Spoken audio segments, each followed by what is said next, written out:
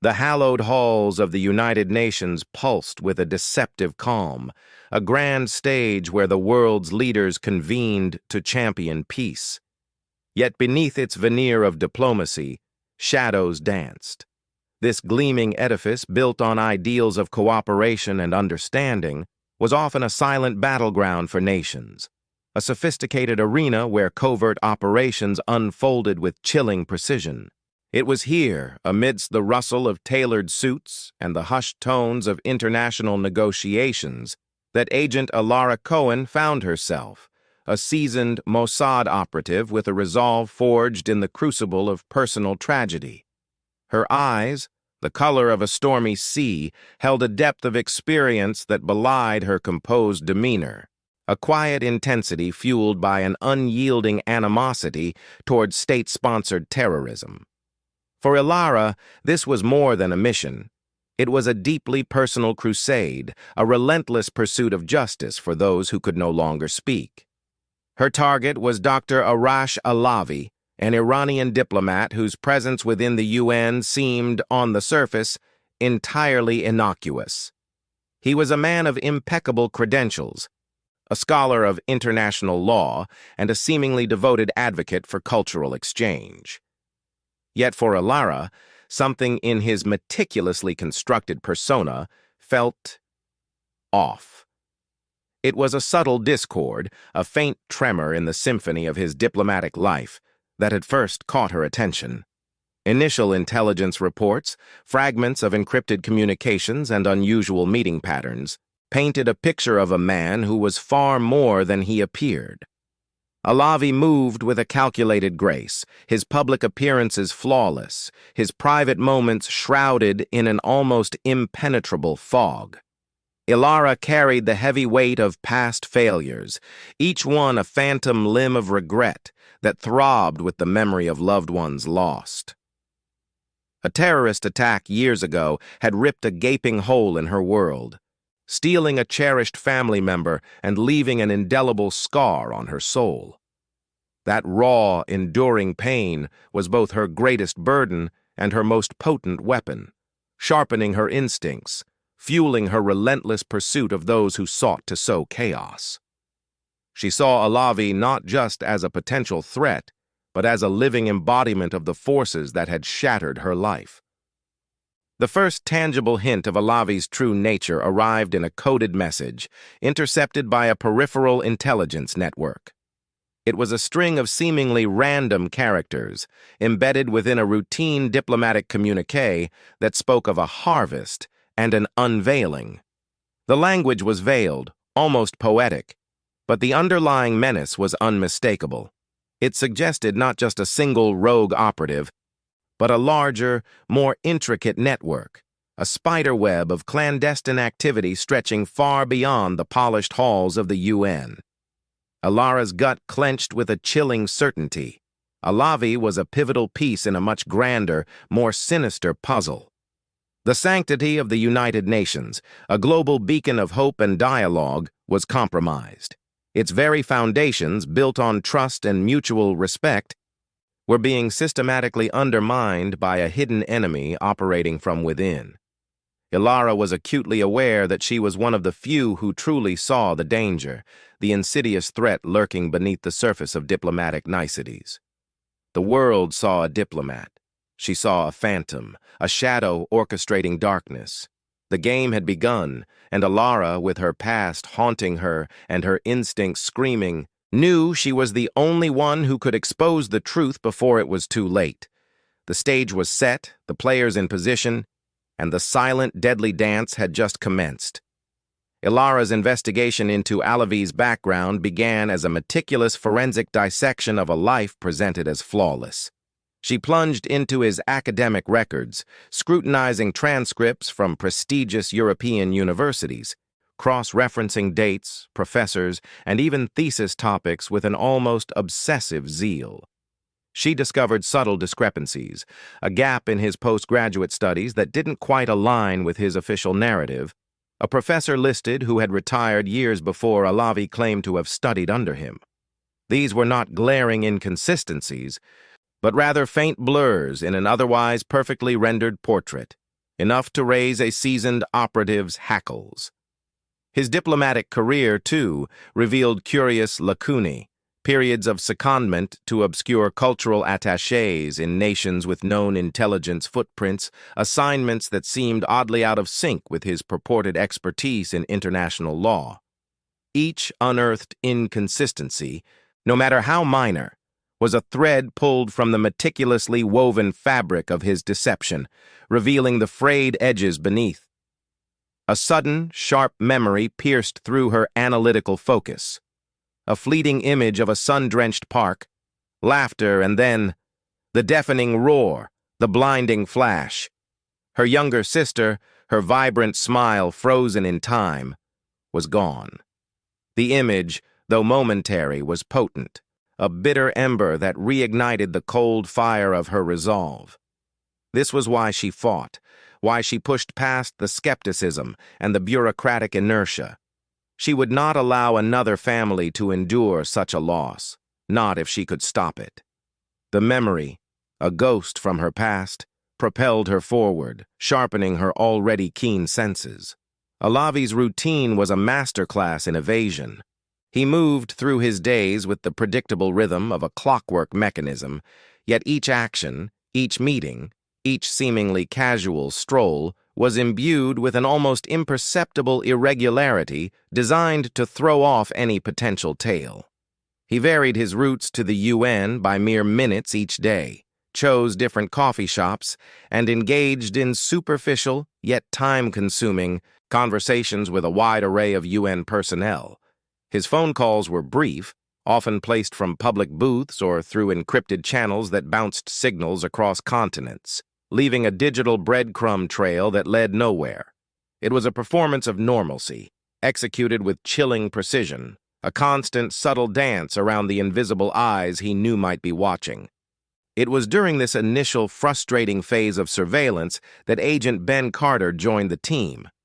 Young, brilliant, and fresh out of a top-tier intelligence program, Ben was a whiz with algorithms and data analysis. He approached the Alavi file with the detached skepticism of a scientist, initially viewing Alara's intuition as an unquantifiable variable.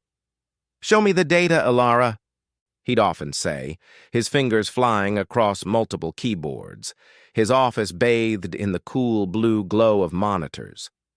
He was a stark contrast to Alara's more visceral, experience-driven approach, and their dynamic began with a quiet, professional friction. The first significant breakthrough came from Ben's relentless data mining. He had been tracking Alavi's seemingly random meetings within the UN cafeteria, the delegates' lounge, and even the public library. Using sophisticated pattern recognition software, Ben discovered a subtle, almost imperceptible rhythm. Alavi didn't meet with the same people consistently, but rather, he met with individuals from specific, seemingly unconnected departments or delegations, always on certain days of the week and always for precisely timed short durations. It was a rotating cast, but the type of cast member and the timing of their interactions formed a distinct, recurring pattern. "It's like a neural network, Alara," Ben explained, his eyes wide with discovery. "He's collecting information, but not directly. He's a node, receiving and transmitting, but through proxies." Alara's intuition, which had been screaming for weeks, was now validated by Ben's cold, hard data. Yet, her superiors remained cautious. "We need concrete evidence, Alara," the director had stated, his voice devoid of emotion. "Something tangible, something that holds up in court, not just a feeling or a pattern." The urgency clawed at Alara, a visceral knowing that time was slipping away, that Alavi was a ticking bomb disguised as a diplomat. His facade, once impenetrable, was now showing hairline cracks, thanks to Ben's analytical prowess and her own unyielding conviction. But the true scope of his operation, the ultimate target, remained shrouded in mystery, a dangerous enigma waiting to unravel. Alara and Ben, now a more cohesive unit, began the painstaking process of piecing together the fragmented puzzle of Alavi's network. Ben's analysis, combined with Ilara's field observations, started to yield a clearer picture. The proxies Alavi met with were not mere diplomats.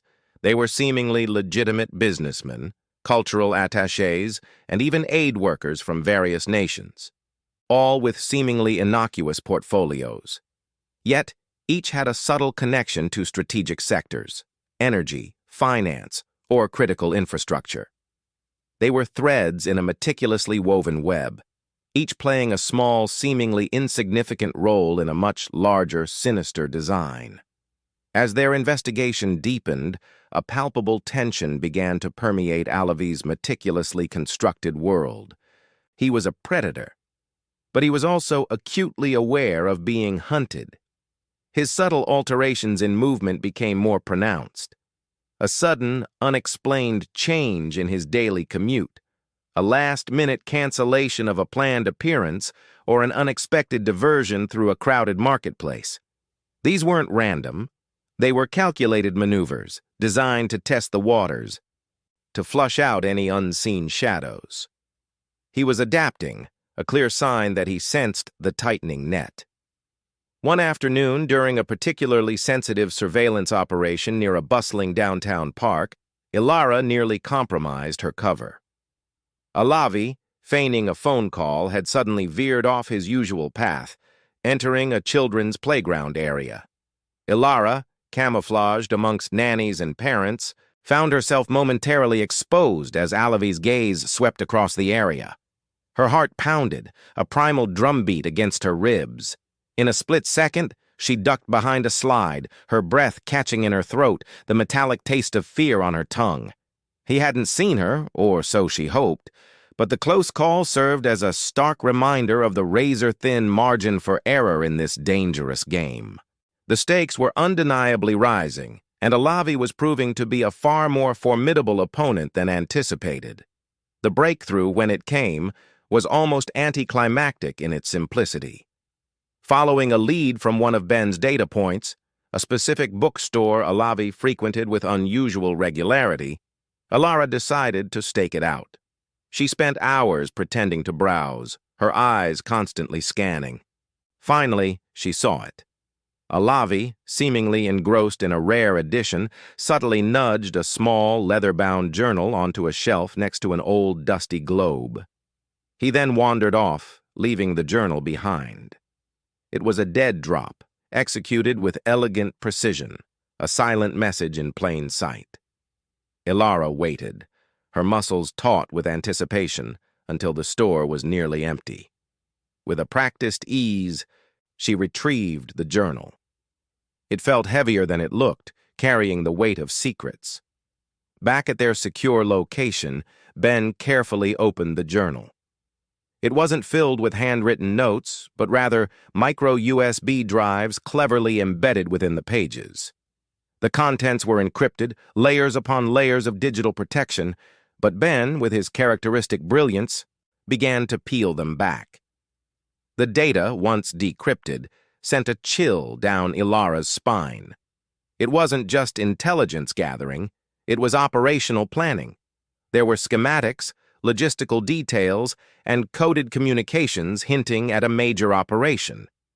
The target, though still not explicitly named, was clearly a critical infrastructure system in a Western ally nation. The implications were horrifying. Ben, his initial skepticism long evaporated, looked at Ilara with a newfound respect. His fingers still flew across the keyboard, but his eyes, usually detached, now held a glimmer of admiration. "You were right, Ilara," he murmured, almost to himself. "Your gut feeling, it was spot on."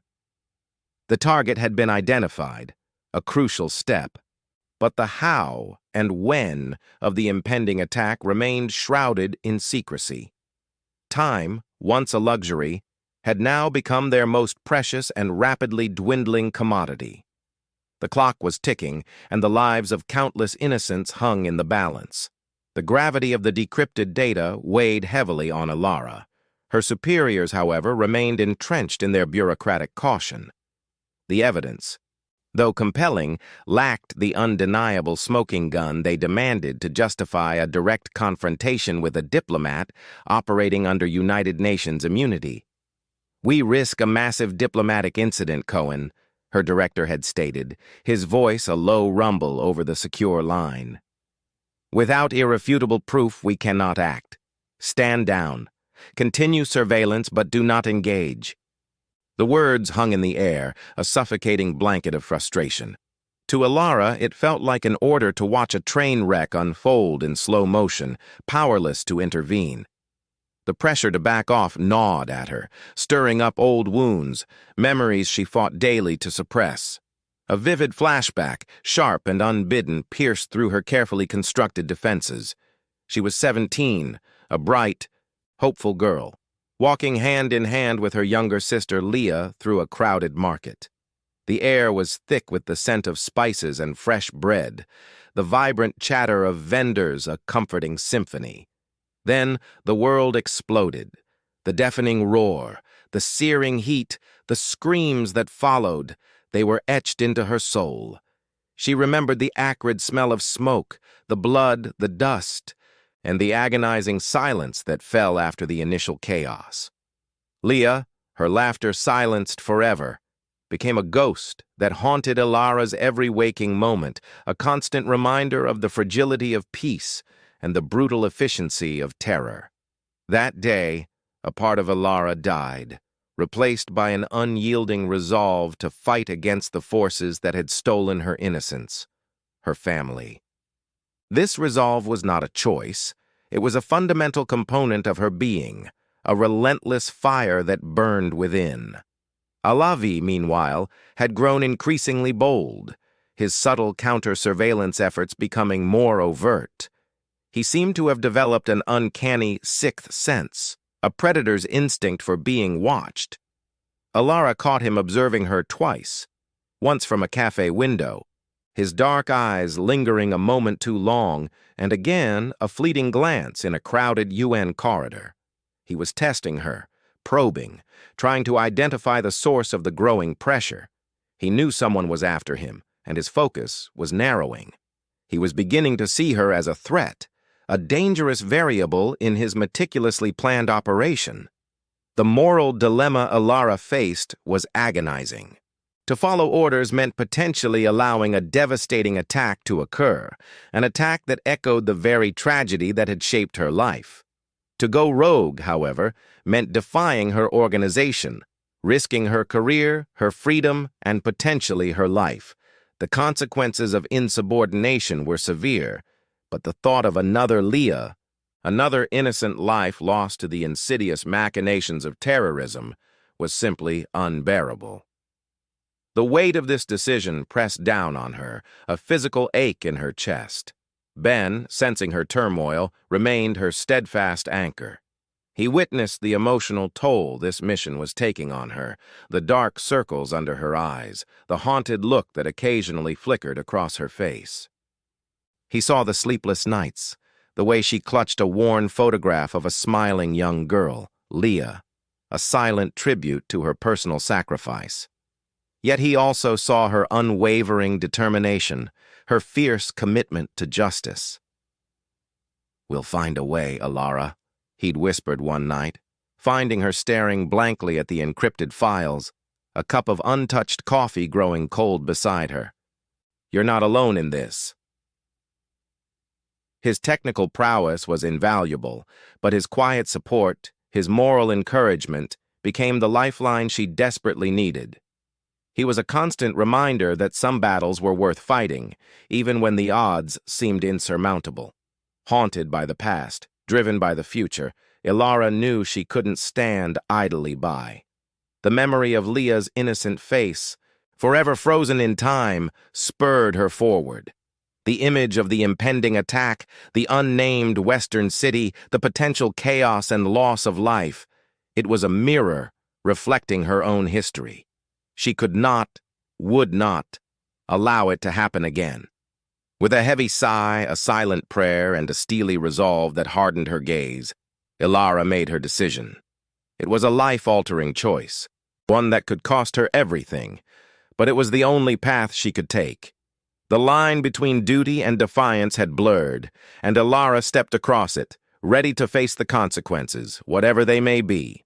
Ilara, having crossed that invisible line, moved with a newfound, dangerous clarity. She began to operate off-book, leveraging a network of old contacts cultivated over years in the shadows of international espionage. These were individuals who owed her favors or who shared her fierce dedication to justice outside the constraints of official protocol. Money changed hands.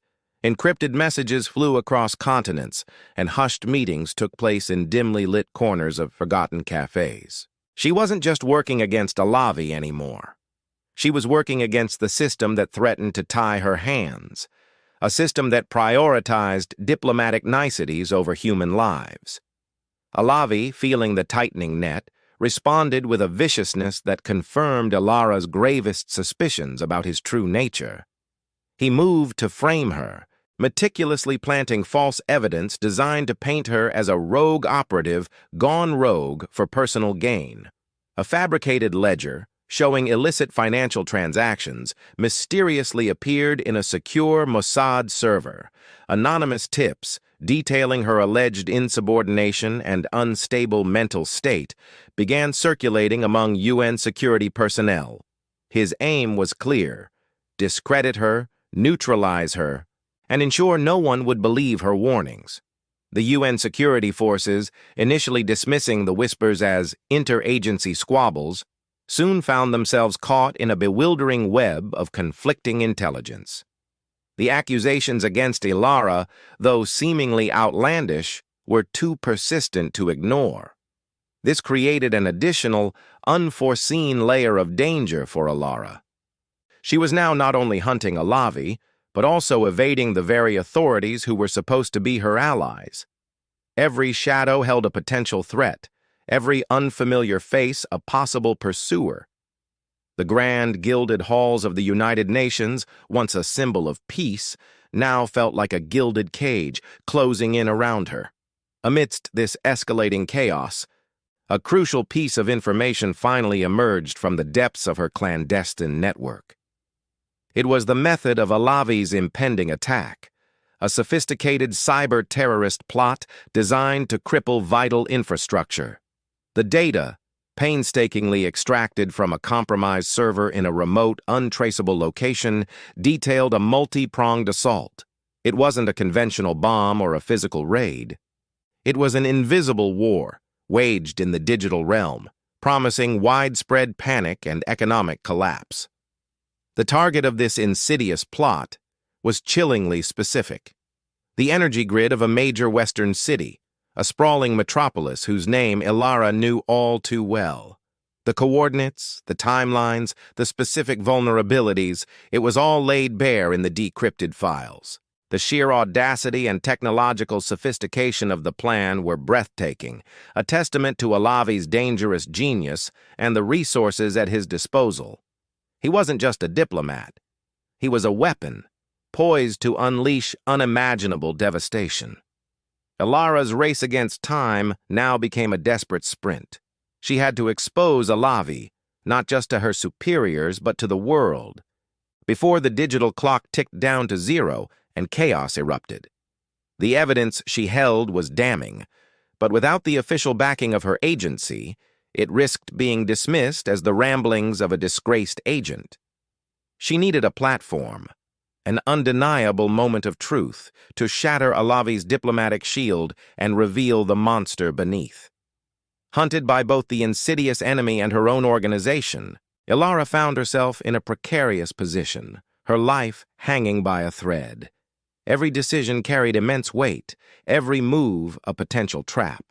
She was a lone warrior, navigating a labyrinth of deception and danger, driven by a personal mission that transcended all rules.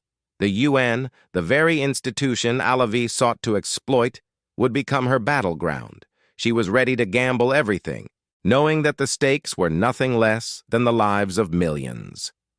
Ilara, fueled by a potent cocktail of adrenaline and grim determination, meticulously orchestrated her plan to expose Alavi during the upcoming UN Human Rights Summit. It was a high-profile event, guaranteed to draw global media attention and a congregation of influential dignitaries. This was her stage, her only chance to bypass the bureaucratic red tape and Alavi's pervasive influence. She moved with a silent, predatory grace through the sprawling, glass-encased corridors of the UN headquarters. Every shadow seemed to lengthen. Every echoing footstep amplified the tension coiling within her. She constantly scanned her surroundings, her eyes, sharp and alert, darting from face to face in the throng of diplomats, aides, and security personnel. The air thrummed with a nervous energy, a prelude to the storm she intended to unleash. She knew Alavi was cunning, a master of anticipation. He wouldn't simply wait for her to strike. He would have contingencies, traps laid for her, knowing she was a wounded, cornered animal. Ilara had to be faster, smarter, and more ruthless. Her plan hinged on a precise sequence of events. A digital breadcrumb trail designed to lead directly to Alavi's hidden activities, culminating in a public, undeniable revelation. As the summit commenced, the Grand Assembly Hall buzzed with hushed conversations and the soft click of cameras. Ilara, disguised as a member of a non-governmental organization, positioned herself strategically near a critical media hub. Her heart hammered against her ribs, a frantic drumbeat against the ticking clock. Just as she prepared to initiate the final phase of her plan, a chilling realization washed over her. A subtle shift in the security detail around Alavi, a fleeting glance from a seemingly innocuous aide, it was a trap. He had anticipated her move, not with a direct confrontation, but with a more insidious countermeasure. The dramatic confrontation unfolded not on the grand stage, but in a secluded, rarely used service tunnel beneath the main assembly hall. Alavi, his diplomatic facade completely dropped, stood before her, a predatory glint in his eyes. His usual composed demeanor had given way to a feral intensity. "I knew you would come," he hissed, his voice a low, venomous whisper that echoed eerily in the confined space. "You are predictable, Agent Cohen, driven by your pathetic personal vendettas." Ilara met his gaze, her own burning with unwavering resolve. "And you, Dr. Alavi, are a coward, hiding behind diplomatic immunity while planning mass murder." What followed was a brutal, desperate ballet of wits and raw physical prowess. Alavi, surprisingly agile and strong, launched himself at her. He fought with the desperation of a cornered man, his movements fueled by fanaticism. Ilara, though injured and weary from weeks of relentless pursuit, relied on years of Mossad training, her movements precise and efficient. She blocked, parried, and struck, each blow carrying the weight of her personal loss and the lives she was fighting to protect. They grappled amidst the dim lights and dusty pipes, a silent, deadly struggle for supremacy. He attempted to disarm her, to silence her permanently, but Ilara's grip on the evidence, a small, encrypted device, remained firm. In the throes of their struggle, a panel in the wall was dislodged, revealing a hidden compartment. Inside lay not just more encrypted data, but a collection of personal effects, old photographs, letters written in Farsi, and a small worn prayer book. It was a stark, disturbing revelation of Alavi's true identity, not just a diplomat, but a deeply embedded operative, his entire life a meticulously crafted lie, fueled by an unwavering, fanatical devotion to a cause that demanded destruction. The depth of his indoctrination, the sheer fanaticism that drove him, was laid bare. A chilling testament to the enemy she faced. The truth was out, at least to her. But the consequences of this confrontation, and the wider implications for global security, were only just beginning to unfold. The UN conference, a beacon of international cooperation, continued its proceedings, blissfully unaware of the chilling drama unfolding beneath its polished floors.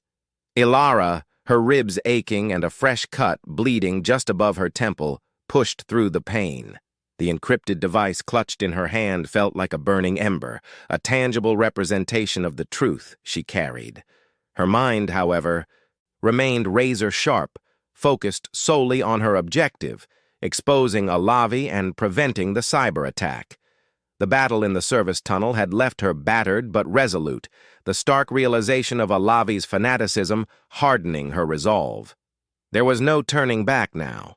She emerged from the labyrinthine tunnels into a less frequented corridor, her eyes scanning for any sign of Alavi, or, more importantly, a way to broadcast the evidence. The conference's plenary session was about to conclude, a critical window of opportunity rapidly closing. She knew Alavi would be desperate, his meticulously constructed world crumbling around him. Her only chance was to make his treachery undeniable, public, and immediate. With a surge of adrenaline, Ilara spotted a media control room, its door slightly ajar. Inside, a lone technician monitored a bank of screens displaying various feeds from the conference. This was it. This was her stage. She burst in, startling the technician, who instinctively reached for a security button. "Don't!" Ilara commanded, her voice raw but firm, flashing her Mossad credentials. "There's a terrorist in this building, and I have the proof." Her words, delivered with undeniable conviction, halted the technician. Ilara quickly connected the encrypted device to the main broadcast system, bypassing the technician's bewildered protests. On the largest screen, the raw, unedited footage from the dead drop combined with the data from Alavi's hidden compartment began to play. It showed detailed schematics of the cyber attack, coded communications with known terrorist cells, and most damningly Alavi himself in a series of clandestine meetings outlining the plot. The technician's jaw dropped, his skepticism replaced by horror. Simultaneously, Ilara used the room's microphone, overriding the ongoing conference feed. Her voice, though strained, resonated through the main assembly hall, cutting through the polite murmurs and diplomatic platitudes. "Attention, delegates. My name is Agent Ilara Cohen. For weeks, Dr. Arash Alavi, an Iranian diplomat, has been operating as a deep-cover operative within these very walls, orchestrating a sophisticated cyber-terrorist attack targeting critical infrastructure in a Western nation. The evidence is now being broadcast on all internal screens." A collective gasp rippled through the assembly hall. Heads snapped towards the large screens that usually displayed innocuous presentations.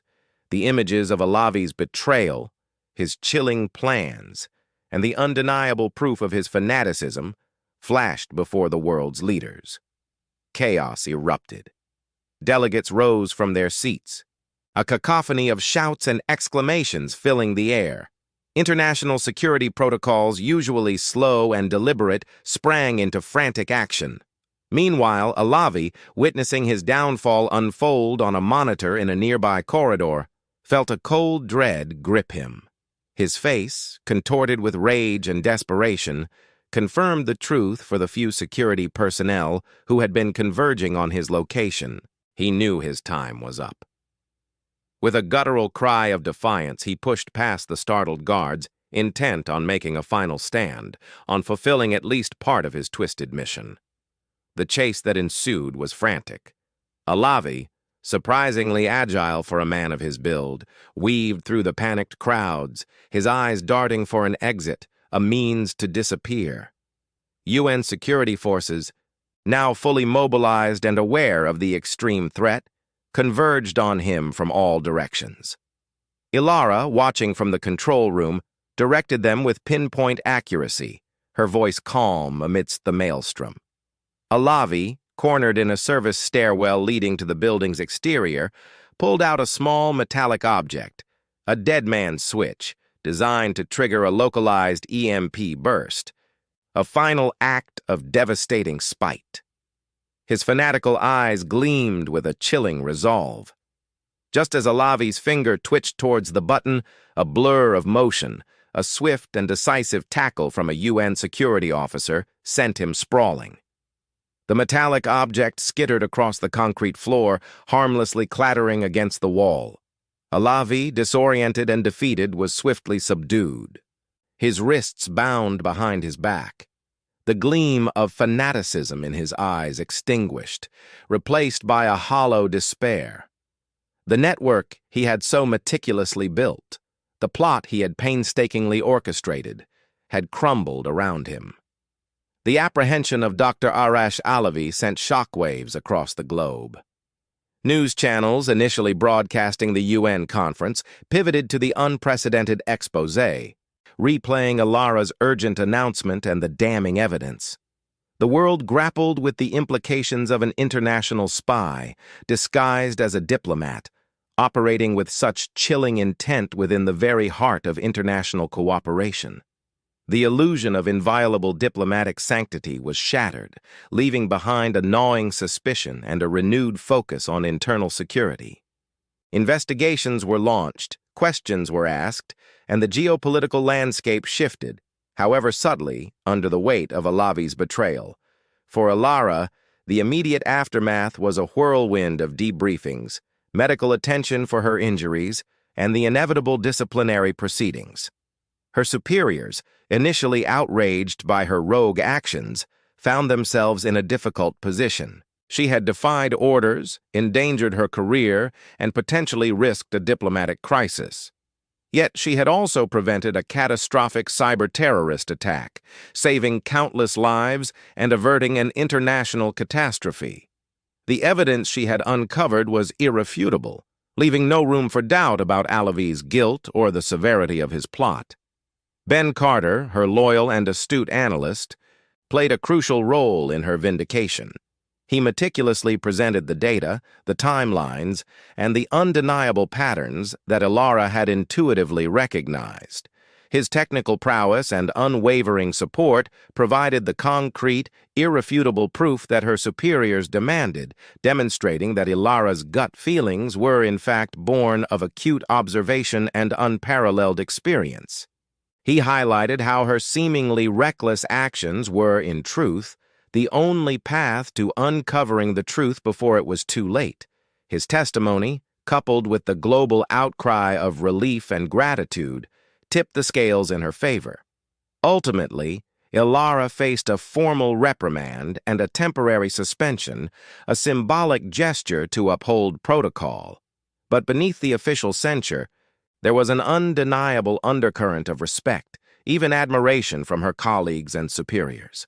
She was a hero, albeit an unconventional one, who had gambled everything and won. The personal redemption Alara found was profound. The closure she had sought for so long, the nagging guilt over her inability to protect her family, began to recede. Preventing another tragedy, averting a repeat of the senseless violence that had stolen her loved ones, brought a sense of peace she hadn't known in years. She had honored their memory not by succumbing to vengeance, but by upholding justice and safeguarding the innocent. The heavy burden on her soul, though not entirely lifted, felt significantly lighter. Yet the lingering questions remained. How deep did the infiltration go? Was Alavi an isolated incident, or merely one thread in a far larger, more insidious tapestry of espionage and subversion? The world, and indeed Alara, understood that this was not an end, but a stark reminder of the constant vigilance required in a world perpetually teetering on the brink of chaos. In a final, reflective moment, Alara stood by a window overlooking the city, the bustling metropolis a stark contrast to the quiet resolve within her. The scars, both visible and invisible, would forever mark her. But they were also badges of courage, reminders of the battles fought and won. She looked towards a future with renewed purpose, knowing her fight was far from over. The world was a dangerous place, and there would always be shadows lurking in the halls of power, but Alara Cohen, the Mossad agent who dared to defy, was ready. She was ready to face them, armed with experience, intuition, and an unshakable commitment to justice.